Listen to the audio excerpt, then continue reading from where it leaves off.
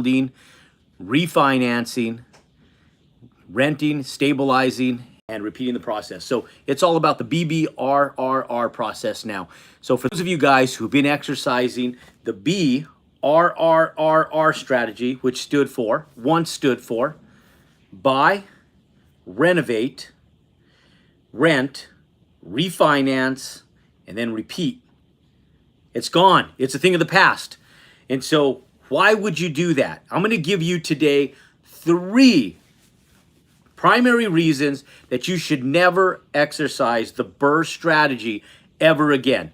Ladies and gentlemen, I'm going to introduce you guys to the buy and build, buy land, build, rent, refinance, and then repeat the process strategy. And the first reason is, why would you buy something with 0 equity in a time when prices are inflated and real estate prices are through the roof? I don't care about interest rates. In spite of interest rates right now, ladies and gentlemen, prices are still too high. You cannot buy, renovate, and refinance and exercise the BRRRR strategy and walk out with equity. When you buy land and you build a house and you utilize our strategy, you walk in with over 6 figures in equity from the day you finish construction.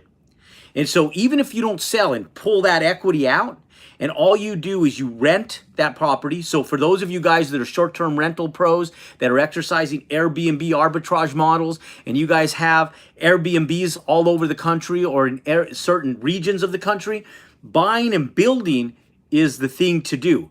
Not BRRRR. Don't be doing that BRRRR bullshit. Because I'll tell you guys, there's no equity in it right now. Why would you do anything and then do it for free and then have to wait the next 10 years to see that those prices actually go up even more when we're in an overinflated market? Why not walk in and from day one, have equity of over 6 figures that you can go out and then you create a business model behind this, right? Like you're doing short-term rentals. And for those of you guys who doing BRRRR, most BRRRR people are not short-term rental people, they're long-term renters. So they don't go in and they don't utilize short-term rentals for the majority of people that are doing the BRRRR strategy. They do long-term rentals. They get people in there and they lease their property for 6 months, 1 year, 2 years, or indefinitely, and then they repeat the process. They refinance it based on what the rent rates are, and it's worked really well up to this point because rent rates have continued to go up, and they continue to go up.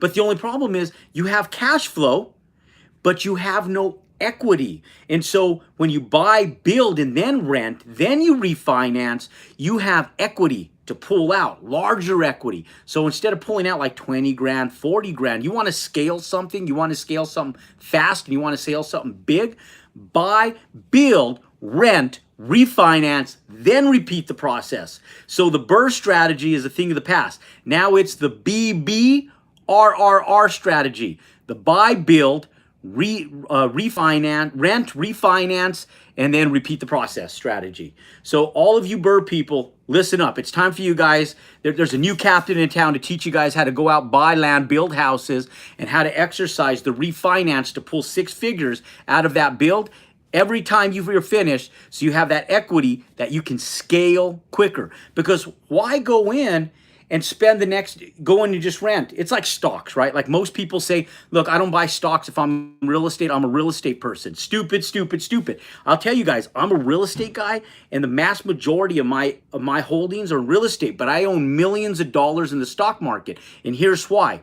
Because I'll tell you that when you go in and you own stocks, I'm double dipping with my money. How many people on this call would love to be able to double dip with their money, where they have an investment that's making them 12%, and then they deploy that money and turn that and revolve that capital twice in 1 year and make strong 6 figures doing that, and maybe turn their capital and make 50% return on their money because it's active income. It's money that you're working for. It's like having a job, right? But instead of having a job, you're using your capital and your sweat equity both together to generate larger capital. But while you're using sweat equity and capital, your capital is parked. It's placed someplace that is making you money. It's kind of like the buy and build strategy. So the reason I use this as an example is because, like the stock market, for sake of example, for those of you guys that don't invest in stocks or in real estate, listen up. Because here's what I do.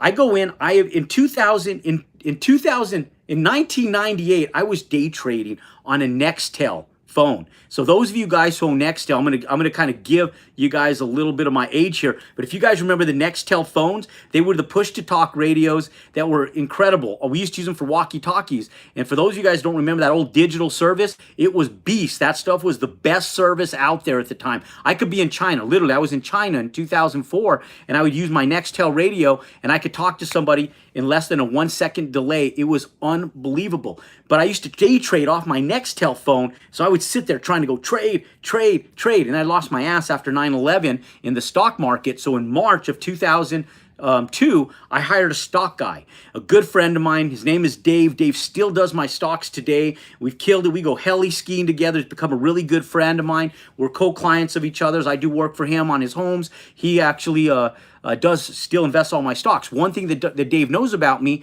is I'm a real estate guy. So real estate guys like sources of income that have multiple sources of income. That's why I love real estate. I like my internal rates of return, and then I like my cash on cash returns. So my internal rate of return, so listen, this all has to do with buy and build, rent, refinance, and repeat the process strategy, okay? Because I love multiple streams of income and I like to get income in multiple ways. This is why I love this strategy.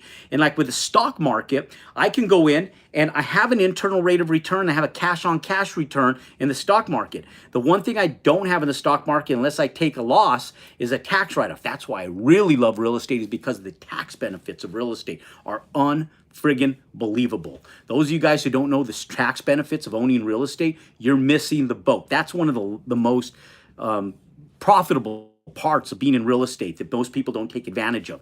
But I'll tell you guys that when you have stocks, when you have dividend paying stocks, it's like your cash on cash return. So even if the piece of real estate is going down in value, like some stuff may right now with a recessionary market, a little bit, not a lot, but it may go down a little bit. And even if it does, and your equity stake in that property goes down a little bit, but you have dividends, it's like your cash on cash return, because it still produces rents and revenue every single month. So when you do the old model of the BRRRR strategy, where you would buy, renovate, and rehab a property, then rent it, and then you would go and refinance it and then repeat the process. You're buying inflated assets at too high of prices, very small margins, nothing to cash out refi, so you have no cash because you don't have enough equity in that thing, if any at all, to be able to pull out. Thing of the past. Old school. Don't use that model. But like stocks, what I do is then I have my internal rate of return. That's the appreciation of my stocks. So my stocks go up in value and I sell them, I have value. I have more value in there, and I have more money that I'm making. And the third way I use my stocks is right here. This is like my tax benefit of the stock market right here. This is a little freebie for you guys. So when you borrow against your own money in the stock market, I average about 11 to 12% return on average in the stock market every single year since 2021. So if you look at my spreadsheet from 2021, not every year has been profitable. There's been 1 year since 2001, there's been 1 year that I had a negative 2% return, 1 year. Out of every other year, my average over the course of the last 21 years that I've had my money in the stock market, I average between 11 and 12% annually. Now I can borrow against my money at 5.75%, which means that I have 5.25% that I make on my money just by parking it there. And I take a loan on it, and then I utilize that money to buy land and build houses cash, so I don't have to go get a mortgage. I just have to sign a piece of paper with Merrill Lynch. I get my money out, it goes straight into one of my bank accounts, and I build houses. And then I can revolve that capital twice in 1 year, because I know the process, right? It's my process. I know how to turn these suckers fast. I can build these things in 4 months, 5 months, and then revolve that capital 2 times in 1 calendar year and usually we make a couple $100,000 per house, but if I go out and I turn $400,000 twice in 1 year and build 2 $600,000 houses twice, I make $400,000 on my money on 600,000 on the 400 I did. So I make 100% return there. Plus I'm making 5.25% on my money by it being in the stock market. Now, what I like about the buy, build, and rent and then refinance process, the BBRRR process, is that I have equity. I can go in, I can buy land, I can build a house, I can go in and then stabilize that asset by renting it when it's done. And then I can do a cash out refinance and I can pull out 80% of my equity, if not more. And then if I pull out that equity and I have, let's say, only $60,000, $70,000 that I can pull out and I still hold an equity stake in that property, then I could take that $60,000 and then go roll it again. And then I just stabilize that asset with that equity and I just leave it there. And then I go and do it again.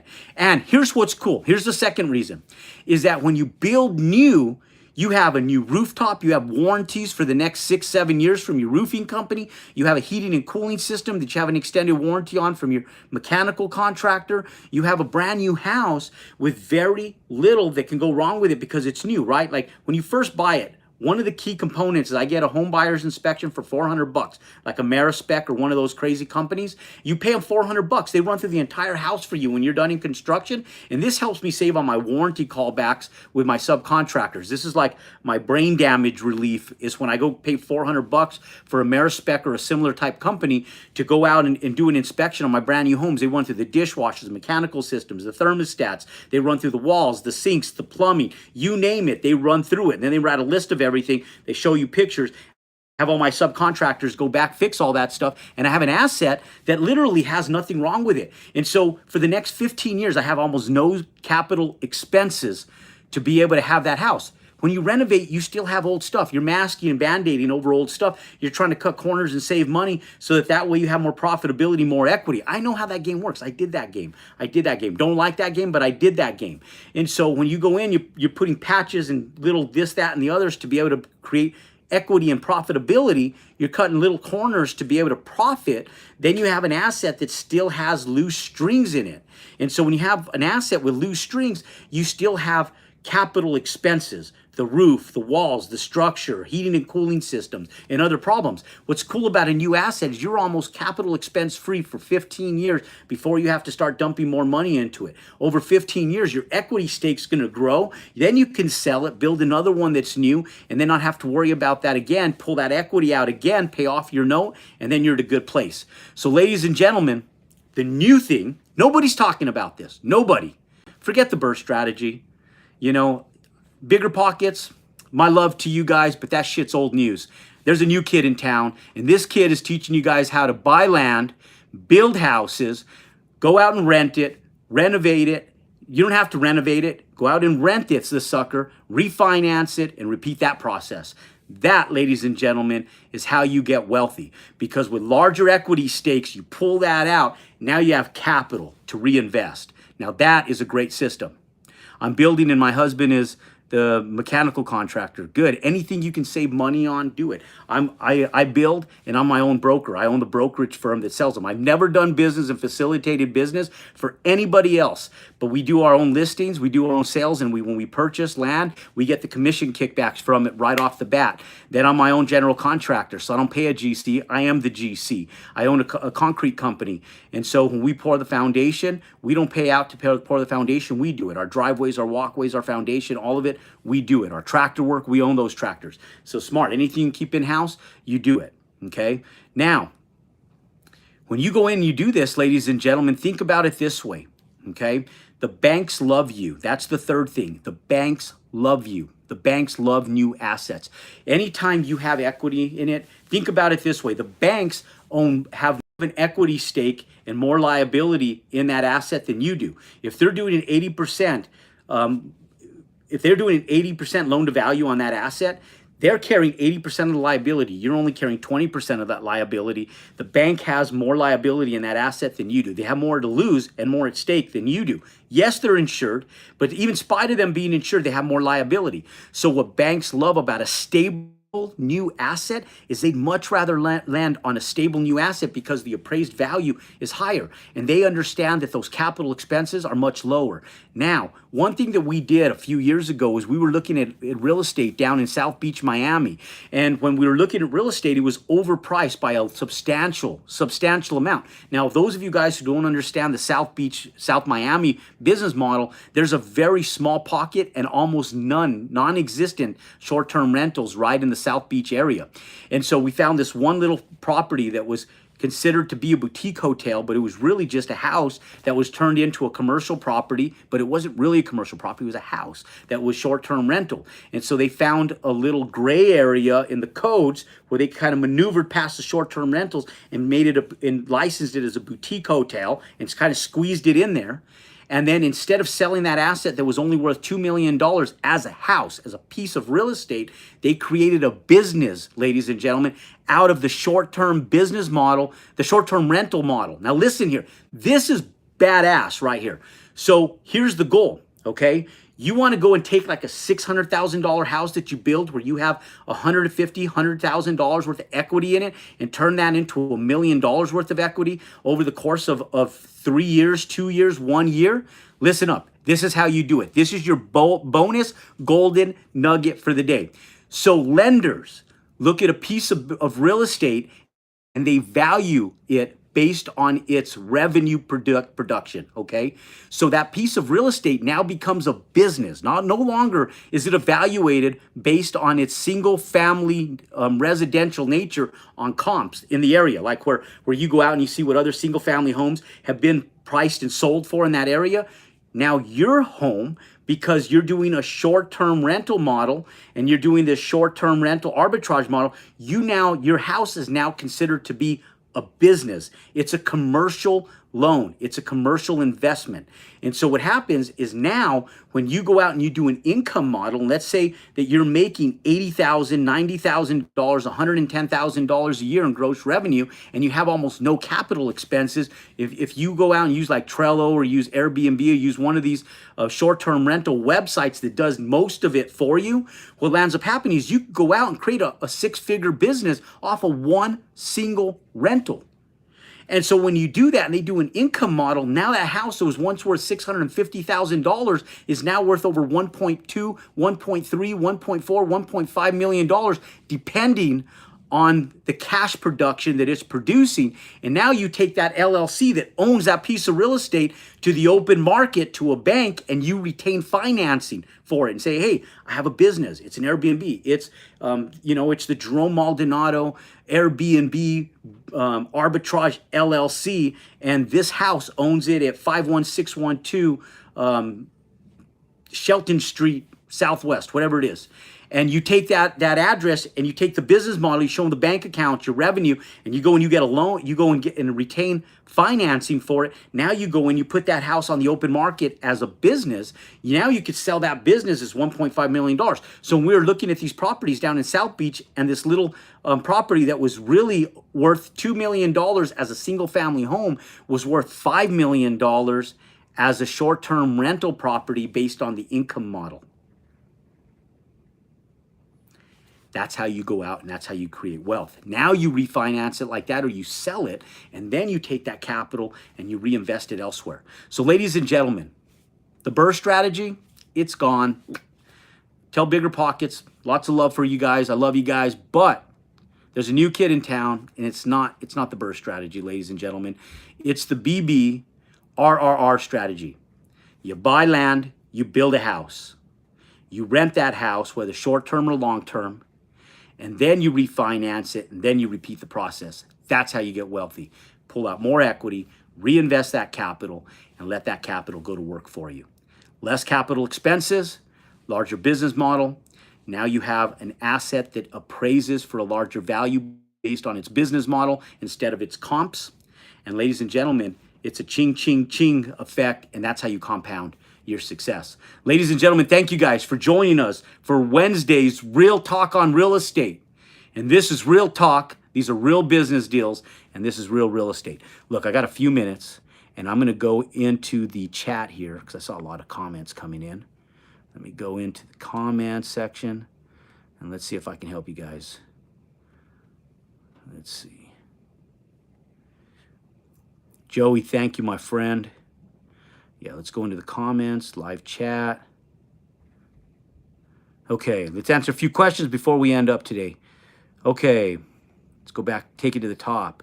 Yeah, that's what I'm talking about. Solid, I agree with you. The hubby won't listen. Yeah, you guys got to get your spouses on board. I'll tell you guys, some of you men have tried so much garbage out there that the wives, you scare your wives, man. They don't believe in you guys. You need a W in your life. So you work with someone like me, I'll get you W's in your life, but you got to apply. You got to be an action taker. I don't want to work with people that sniff the ether, right? Those of you guys that smell the ether and live on a short-term high, I don't live on a short-term high. This is my life. I want action takers. Your wives and spouses want action takers. I like the strategy, but won't it take longer to get cash versus selling the build? Yes and no.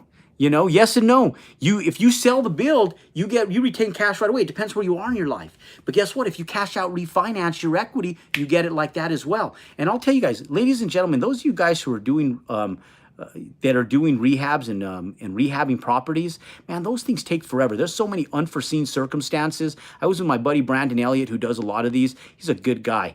And I told him, why put this much headache into some of these? He'd go into foundations with crawl spaces. There'd be foundations and structural issues. And I would sit back and go, damn, he gets he gets held up with building officials, and then engineering that needed to get done. It took him longer to do rehabs than buying and building brand new. And so to me, the whole fix and flip model, I don't get it. I don't get it. Never got it. I tried it. I did it. I hated it. Not enough profitability. My time was worth way too much to be doing that garbage. I'm telling you guys, buying land, building houses is the way to go. Buy and build. We've been doing it forever. I remember those, it's been 22 years, he's stubborn. Yeah, I get it. Actually, no, I don't think so. I can take a while. Let's see, John said, it can take a while to close a house. It is faster to rent, and you have relationships with a lender, and it goes faster deals. Yes, sir, it sure does. And it's all about a process, right? I'm sitting here on the Royal Caribbean. We're on a cruise. And this whole ship is oiled, it runs like a well-oiled machine. And I'll tell you, their processes are impeccable. Everything is about the processes, how well you have your machine oiled. And one of the reasons I do this business model of how to go from 0 to 6 figures in 60 days and start any business and do it, because that's what I've always done with my companies. And people sit back and go, how do you do it? And I go, processes. It's all about the process. And our process with buying land and building houses, I have it down to a T. I've been doing it for years. It works. I've never lost money on any build, and we've done hundreds of them. They've all been profitable, and 95% of them, if not more, actually more than 95, probably like 99% of them have made me over 6 figures. Now, with the exception of 2 homes in 2009 that I sold because of the recession, I only made like 48,000 on one and 52 on another. That's pretty damn good at the worst economic recession that we've ever seen. Oh, P.S., by the way, the only recession where real estate dipped. So those of you guys that think we're going to see a market crash and real estate's going to dip, I think you got something. I think you guys are misled. No other market recession has the real estate dip. That's the only one in history. And right now, we only have a 2.5 month supply of real estate on the market. And what the National Association of Realtors tells us is that you need a 6-month supply on the market for it to be a buyer's market. So in spite of the recession, it is still a seller's market. Yes, people are retracting, but we're in America, ladies and gentlemen. We love to spend money. And not only do we like to spend money, we love to overspend money. So as overspenders, you just wait. That money is burning a hole in buyers' pockets. Just give it a few months, and things will be right back to normal, I promise. But let's get this hyperinflation bullshit taken care of right now, so we're not paying $7 a gallon for gas next summer. Okay, I'm new to this and about to purchase 20 acres for $60K. I want to build and sell, but I'm listening. Well, buy it. I'm not a big 20 acres is not a huge parcel of land. It's doable. Be careful with raw land right now for development. That type of asset class can get hit. So be careful with raw land. You need something you can turn profits on quick. I love infill lots. I love already pre-developed parcel lots that you can go in. You can turnkey buy them, build houses, and get moving on them quick, especially right now. Everything is a sprint right now. Get in, get it done, get it stabilized, get it financed, get cash rolling in. That's how you make money right now in these recessionary markets. Okay, so be careful with large parcels that take time, especially if you have to do curbs, gutter, drainage, all that garbage. Be careful. I've done all that stuff. It takes time. You might take 2 years to come out of the ground with that, and then you miss the whole opportunity with this recession right now. So just get in, get some profits going. And so I like getting people making quick profits fast, because I know if I put money in people's back pockets quick, they're going to love me forever and they'll never quit. Because once they taste it, they're sitting back going, damn, that shit works. I can go in and make a profit quick, and I can go in, and when I say quick, I'm not talking like overnight. Like, this is something that, let's say it takes you a year, but at the end of a year, you make $100,000 net profit on top of what you're already doing full time, and you do it part time. Now, how are you doing by increasing your income by even $100,000, even if it took you 1 full calendar year to complete your build? And you're going to be excited, a little nervous, a little scared at first, but you get to that first build, you get that profit. Now the excitement overweighs the fear, and now that you've done one, the fear factor goes away, and now it becomes even more exciting. You can feel it, you taste it, it's tangible, and then you do that second one, and then you go gangbusters with it. Then the sky's the limit. You own the knowledge, the information, and the know-how. Then the sky is the limit. Examples, please. Taxes on the real estate. Oh my God, that is a whole different video. I can spend hours on cost segregation, depreciation, and the benefits of taxes on real estate. Just do some research on cost segregation and real estate, and do some research on depreciation of real estate. Unbelievable. One of the most, real estate is the #1 tax strategy for the wealthy. Everybody wealthy owns real estate, and a lot of it's because of the tax benefits and the depreciation of it, plus the cash flow and residual income. Just the taxes for real estate, priceless. I'm building, and my husband is the mechanical contractor. Great job on the video, Jerome. Erica, thanks for watching. John Williams, Classy Climb, Smartphone Money. Hi, Erica. Great information. I have $400,000 in equity. Would you sell? Buy land, build? Yes, Joey, I would definitely take that money and invest it in buying land and building houses. Turn profits with it first, and then reinvest that capital into long-term holdings where you can go out and create cash flow. Cash flow is king. Not cash isn't king. Cash flow is king. Equity is king. You want equity and you want cash flow. That's what you want, Joey. So you go out, you generate capital, then that capital you invest in long-term holdings. Bye. Thank you, Jackson. So ladies and gentlemen, thank you guys for joining me on Wednesday's Real Talk on Real Estate. Get rid of that BRRRR strategy. Flush that thing down the toilet. Now it's all about the BBRRR strategy. Buy and build, rent, refinance, and repeat that process. Ladies and gentlemen, thanks for joining. I look forward to seeing you guys next week. God bless you guys. Go out and compound your success.